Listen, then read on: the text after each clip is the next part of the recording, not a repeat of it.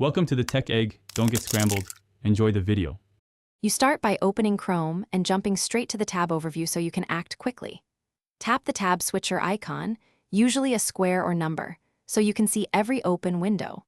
Once the overview appears, scan for tabs marked Incognito with the small hat and glasses icon. You need to target those tabs first. Make sure you note any unsaved content before closing, because Incognito tabs do not retain history or form data once closed. Now remove the Incognito session. Swipe individual Incognito tabs off the screen, or, if you prefer speed, open the three-dot menu and choose Close All Incognito tabs when that option appears. Once closed, tap the plus icon or select New Tab from the menu to open a regular browsing window.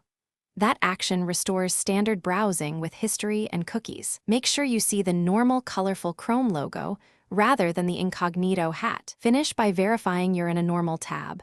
No hat icon, tabs behave like usual and sign-ins persist. If Chrome keeps launching into Incognito unexpectedly, go to Android Settings Apps Chrome, then force stop and clear cache. This often resolves session glitches.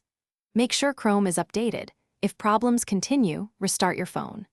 These steps clear transient state and return Chrome to standard behavior, preventing accidental private browsing restarts. Thanks for watching. Consider subscribing if I helped unscramble your problems.